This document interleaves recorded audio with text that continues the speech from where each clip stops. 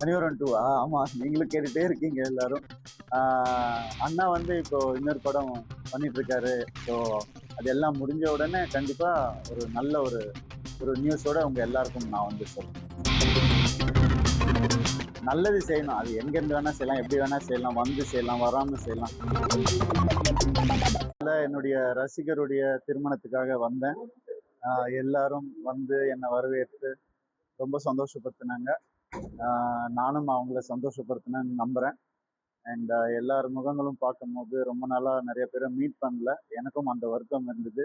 இன்னைக்கு எனக்கு மனசு ரொம்ப நிறைவா இருக்கு.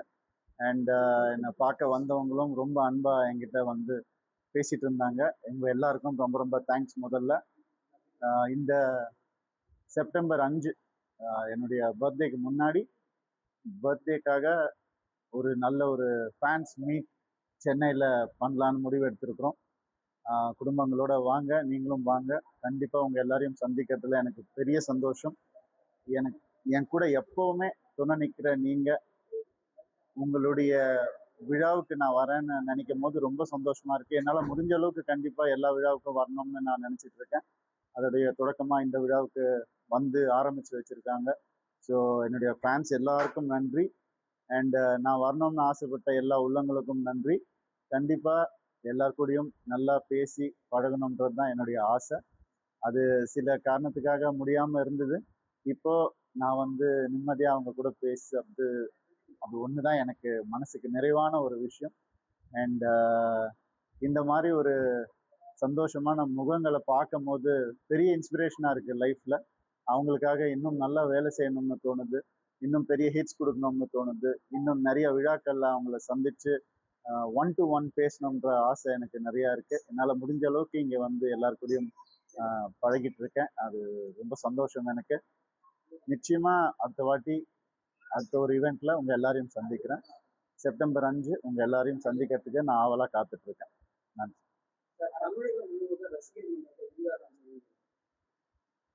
ரசிகர் மன்றம் எனக்கு ஜெயம் படம் ஆரம்பிச்சதுல இருந்தே இருக்கு.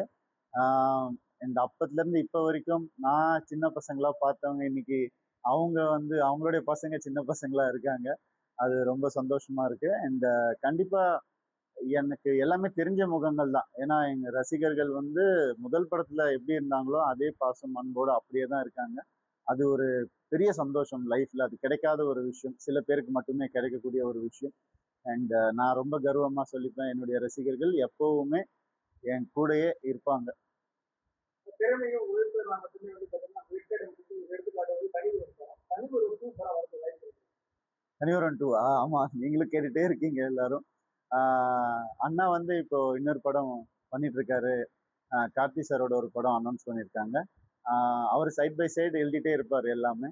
ஸோ அதெல்லாம் முடிஞ்ச உடனே கண்டிப்பா ஒரு நல்ல ஒரு ஒரு நியூஸோட உங்க எல்லாருக்கும் நான் வந்து சொல்றேன்.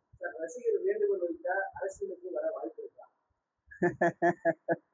ஆஹாஹா, அந்த அரசியல் கேள்வியா இது? ஐ மீன், நல்லது செய்யணும். அது எங்கேருந்து வேணா செய்யலாம், எப்படி வேணா செய்யலாம், வந்து செய்யலாம், வராம செய்யலாம். அண்ட் அதுக்கு இன்ட்ரெஸ்ட் இருக்கிறவங்க வந்துட்டு இருக்காங்க. அண்ட் கண்டிப்பா அந்த இன்ட்ரெஸ்ட் வந்துச்சுன்னா கண்டிப்பா வர்றதுல தப்பே கிடையாது. அது யார் வேணா வரலாம். அண்ட் நல்லது செய்யறது எங்கேருந்து வேணா செய்யலாம். நாடு முழுவதும் மீட்கிறதுக்காக வந்து ஒரு மிகப்பெரிய ஒரு போராட்டம் நடத்த இந்தியா முழுக்க உலகம் முழுக்க அது வெற்றி எடுக்குது.